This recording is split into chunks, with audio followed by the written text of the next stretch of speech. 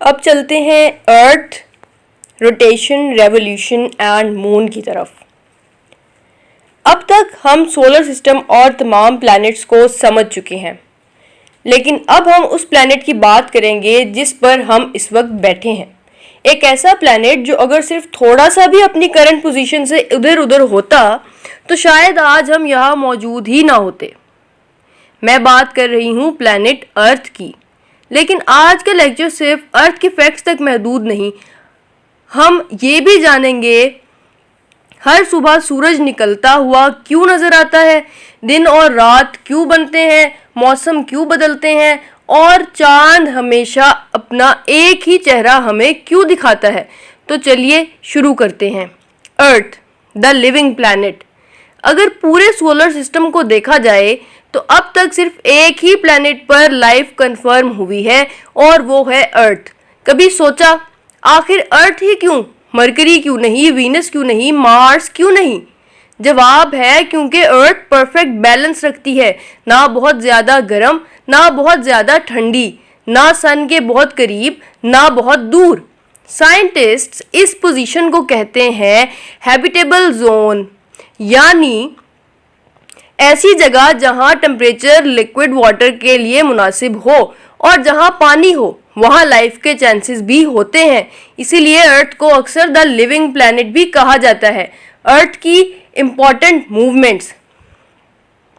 अर्थ दो तरह की मूवमेंट करती है और लोग अक्सर इन दोनों को मिक्स कर देते हैं, लेकिन आज के बाद कभी कंफ्यूज नहीं होंगे। मैं एक सिंपल एग्जांपल देती हूँ। इमेजिन करें आप अपनी जगह खड़े हैं और अपनी ही जगह पर गोल गोल घूमना शुरू कर देते हैं, ये हुई रोटेशन। अब इमेजिन करें आप अपने दोस्त के गिर्द चक्कर लगाते हैं, ये हुई रेवोल्यूशन।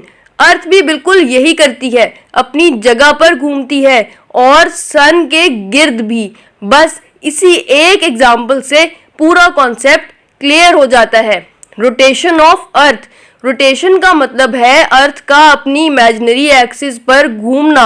अर्थ वेस्ट से ईस्ट की तरफ रोटेट करती है, इसी वजह से हमें सूरज ईस्ट से निकलता हुआ नजर आता है। यहाँ एक इम्पॉर्टेंट बात समझिए, असल में सूरज मूव नहीं कर रहा होता, अर्थ घूम रही होती है, लेकिन हमें लगता है कि सूरज चल रहा है।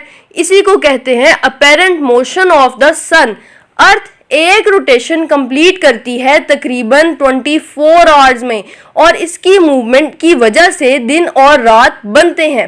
सोचिए, अर्थ का जो हिस्सा सूरज की तरफ होता है वहां दिन होता है और जो हिस्सा ऑपोजिट साइड पर होता है वहां रात। अगर अर्थ रोटेट करना बंद कर दे तो एक साइड हमेशा दिन रहेगा, दूसरी साइड हमेशा रात और लाइफ का निज़ाम तबाह हो जाएगा।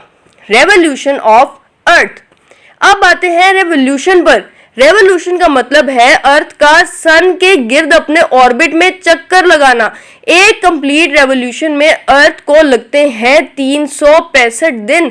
इसी क्वार्टर डे की वजह से हर 4 साल बाद एक एक्स्ट्रा दिन ऐड किया जाता है और उस साल को कहते हैं लीप ईयर। अब सवाल, मौसम क्यों बदलते हैं?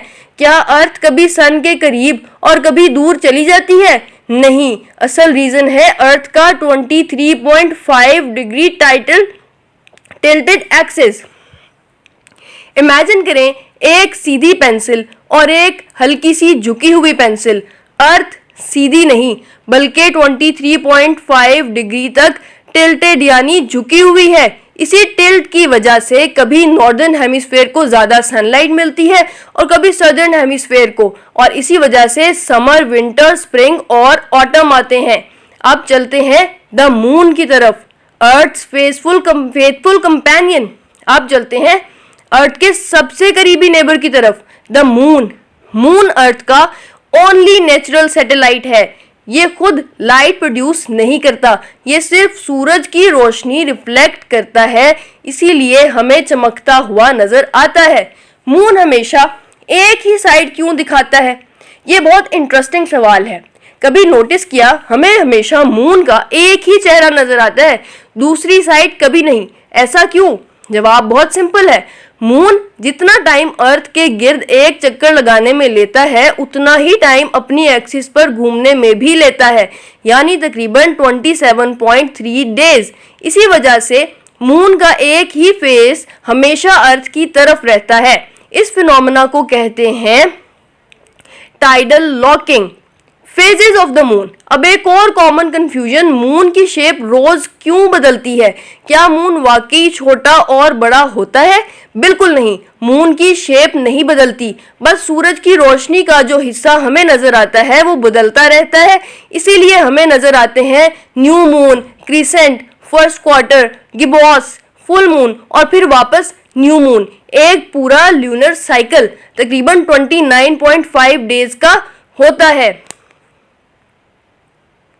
अब देखते हैं सोलर एंड ल्यूनर इक्लिप्स। शायद आपने कभी सुना होगा, ग्रहण लग गया है, बाहर मत निकलो, खाने को ढक दो, ये बदशगुनी की निशानी है। हमारे मुआशरे में ग्रहण के बारे में बहुत सी कहानियां और अकीदे मशहूर रहे, लेकिन साइंस हमें क्या बताती है? क्या वाकई सूरज या चांद को कोई निगल लेता है, या ये सिर्फ अर्थ, मून और सन की पोजीशंस का एक नेचुरल निज़ाम है? आज हम इसी राज से पर्दा उठाएंगे। सबसे पहले एक रूल याद रखिए, सोलर इक्लिप्स और ल्यूनर इक्लिप्स समझने के लिए सिर्फ एक बात याद रखनी है, हमारे पास 3 ऑब्जेक्ट्स हैं, सन, अर्थ, मून। ग्रहण तब लगता है जब ये तीनों एक सीधी अलाइनमेंट में आ जाते हैं। बस फर्क इतना होता है कि बीच में कौन खड़ा है। इसी से सोलर और ल्यूनर इक्लिप्स का डिफरेंस समझ आ जाता है। सबसे पहले देखें सोलर इक्लिप्स यानी सूरज ग्रहण। अब इमेजिन करें, एक तरफ सन है, दूसरी तरफ अर्थ, और उन दोनों के बीच में मून आ जाता है। अब क्या होगा? मून सन की रोशनी को अर्थ तक पहुंचने से रोक देगा। अर्थ के कुछ हिस्सों में अंधेरा छा जाएगा। इसी इवेंट को कहते हैं सोलर इक्लिप्स, यानी moon is between the sun and earth. अब एक इंटरेस्टिंग बात, क्या पूरी अर्थ पर सोलर इक्लिप्स नजर आता है? नहीं, सिर्फ उन एरियाज में जहां मून का शैडो गिरता है। इसीलिए दुनिया के हर मुल्क में एक ही वक्त पर सोलर इक्लिप्स नहीं देखा जा सकता। Types of solar Eclipse.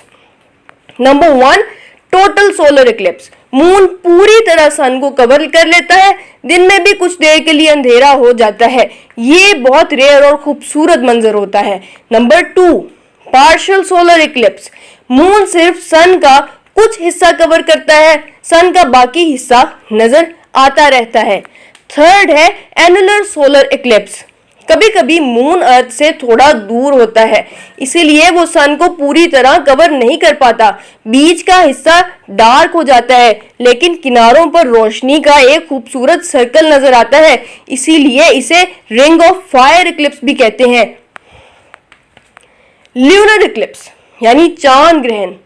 अब दूसरा सीन इमेजिन करें। इस बार सूरज एक तरफ है, चांद दूसरी तरफ, और बीच में जमीन आ गई, यानी अर्थ आ जाती है। अब अर्थ का शैडो मून पर गिरता है और मून डार्क नजर आने लगता है। इसी इवेंट को कहते हैं ल्यूनर इक्लिप्स, यानी earth is between the sun and moon. Moon लाल क्यों नजर आता है? कभी कभी ल्यूनर इक्लिप्स के दौरान मून पूरी तरह गायब नहीं होता, बल्कि लाल सा नजर आने लगता है। इसे कहते हैं ब्लड मून। लेकिन मून वाकई लाल नहीं होता। अर्थ का एटमॉस्फेयर सूरज की रेड लाइट को बेंड करके मून तक पहुंचा देता है, इसीलिए हमें मून लाल नजर आता है। और इसी के साथ हमारा सोलर सिस्टम का चैप्टर कंप्लीट होता है। अगर आपने इस लेक्चर को सिर्फ सुना नहीं है बल्कि कॉन्सेप्ट्स को इमेजिन भी किया, तो मुझे यकीन है कि अब आप रोटेशन, रेवोल्यूशन और इक्लिप्सिस कभी कंफ्यूज नहीं होंगे। एक बात हमेशा याद रखिए कि साइंस सिर्फ फैक्ट्स या फॉर्मूलाज का नाम नहीं है, साइंस सवाल पूछने का नाम है। जिस दिन आपने पूछना शुरू कर दिया कि क्यों, उस दिन से पढ़ना मुश्किल नहीं बल्कि इंटरेस्टिंग लगने लगेगा। अगर आपको लेक्चर पसंद आया है तो वीडियो को लाइक कर दें, अपने CSS फेलोज के साथ वीडियो को शेयर करें और चैनल को सब्सक्राइब कर दें। और नेक्स्ट लेक्चर में हम जनरल साइंस एंड एबिलिटी के एक नए और इक्वली इंपॉर्टेंट टॉपिक के साथ हाजिर होंगे। तब तक के लिए अल्लाह हाफिज़।